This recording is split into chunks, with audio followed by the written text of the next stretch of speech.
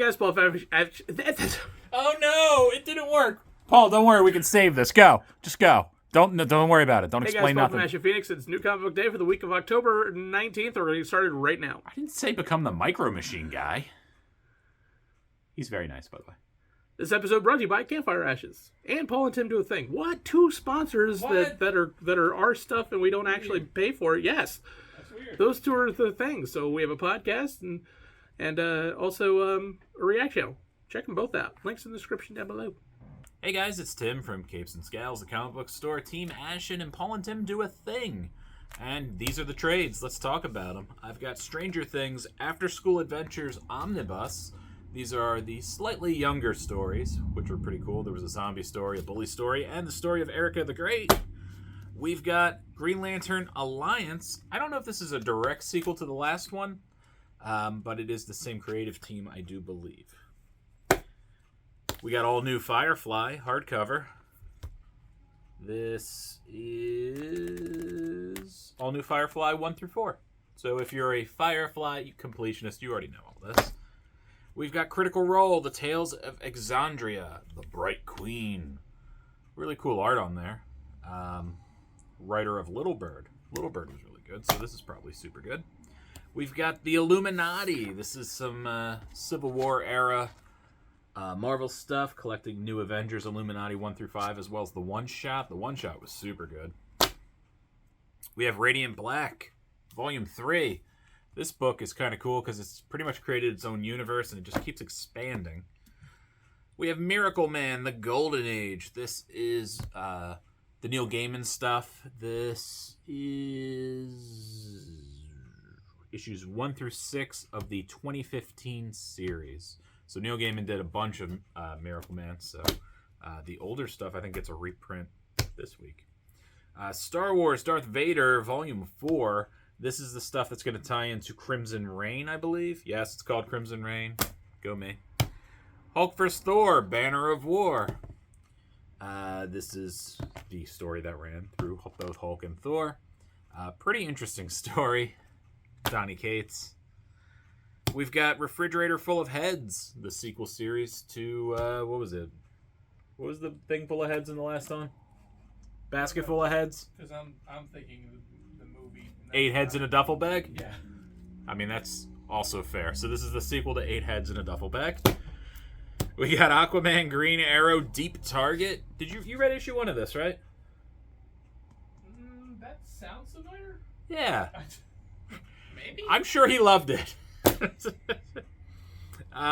Gunning for Ramirez, Act 2. I've read Act 1. Act 1 was amazing, so this is also probably amazing. It's about a killer vacuum cleaner salesman. We have this Black Adam box set. Not heavy enough to kill a man, but it does feature a lot of key books for Black Adam, including The Rise and Fall of an Empire, which is the collection of stuff from 52. Maybe his best story. Maybe relevant to the movie, not sure, but who cares because it's probably his best story.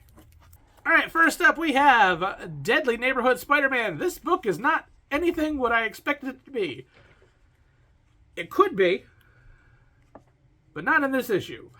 Spider-Man is dreaming, and he's not a happy person. He's very not happy, and things are happening. This could get to where this issue looks like. Like, this looks like a thing that could be like a Marvel's version of, like, Injustice. And if you know anything about Injustice, you know what happened in Injustice. And, I don't know. It just... When I'm coming into this premise, it looked like a thing, and you get nothing along those lines. It's very hard. It's a very wordy book. It's very dense read. It's an interesting concept. It's just, like, again, because I went into it expecting something and didn't get that, it feels not complete. Story is fine. The art is really interesting, especially with what they're touching on in this book. So if you need another story from Spider-Man, grab it. All right, first off for me, we have The Flash, issue 787. I have randomly decided to read an issue of The Flash because it is wrestling themed. And it is a one and done, which is nice, and it is a Wally West story, which is even better.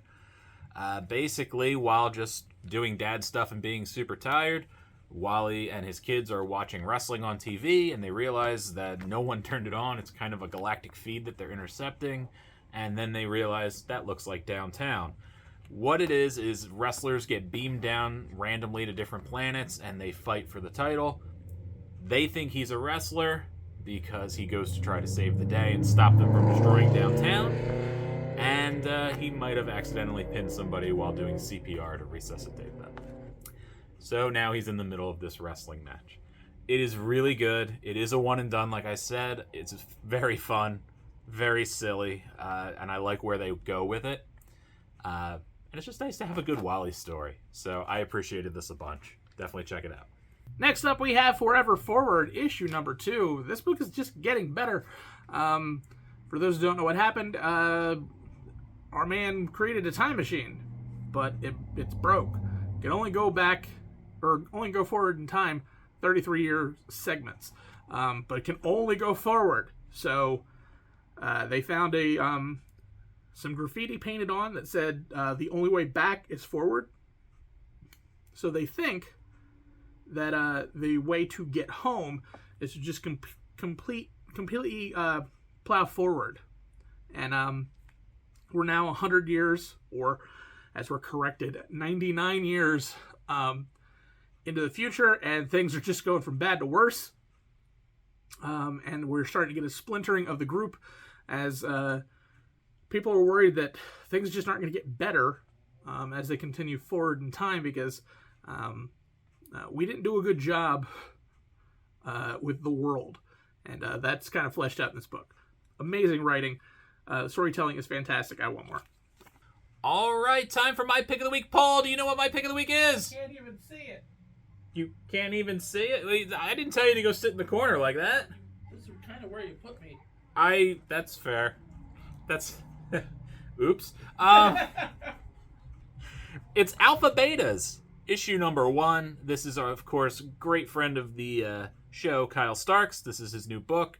I think it's based off a thing. I'm not familiar with it, but that doesn't matter. I still had a great time. It's about kids playing video games, and maybe some parts of this game is real, maybe it's not. It's a very interesting kind of concept, but Kyle Starks is super good at writing trolly kids who are playing video games online. All the stupid things they do, all the silly things they do, how they just want to teabag people. Really, I felt like I was watching people play video games on Twitch. Pretty fun story. The art's really good. And I just had a good time. And I always do with Starks. So support him and go out and buy this book. Michael Calero is your artist. Pretty good art. Has that cartoony style. It definitely fits really good. And I don't know, like I said, I'm not familiar with any source material, so I'm sure it's spot on.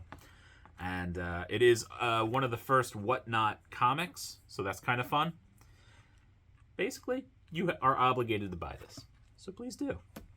And my pick of the week, it is Wind, Throne in the Sky, issue number 3. This book just keeps getting better. The art is fantastic. The writing is really good. And it just keeps building more and more of the world. And just giving you more of these stories as the characters kind of start getting more and more fleshed out. And you're starting to see the little splinters here and there of the group. But at the same time, there's still a lot of heart, a lot of just real emotion in this book. But wow, it is getting very complex. And the war and faction lines are kind of digging in. And we're going to see a lot coming out of this book. But if you haven't grabbed it already, you can grab the first 2 issues and then grab this one. It is fantastic. I highly recommend it. All right, guys, that is it. Thank you for checking in with us. Make sure you come back and check out Campfire Ashes this week, a brand new Campfire Ashes, where Paul talks about things that are kind of disturbing, which is always a lot of fun. Right, Paul? Actually, this is the Just Week. Even better, the story will be good. Whoa!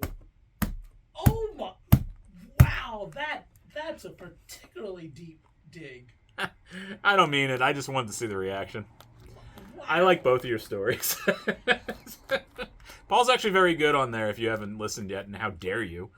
He writes really good stories. I like the way you write, Paul. Thank you. I have to give you the real compliment after I just that broke just- you in half. Yeah, that one, Doug. That hit some like insecurities. And Yeah. No, trauma. you're total trash. Don't worry about it, Paul. Anyways, that is it. Now he doesn't know. Now he's not sure. Anyways, Justina's great. She's got the story this week. You can definitely check that out. And Paul will be back, next week on the next one? Or 2 weeks? No, next week. Next week, you get... It's still spooky season. Still spooky season, so you're getting a ton of these stories. Definitely cash in on that. And by cash in, it's free, so just go listen to it. Okay, bye!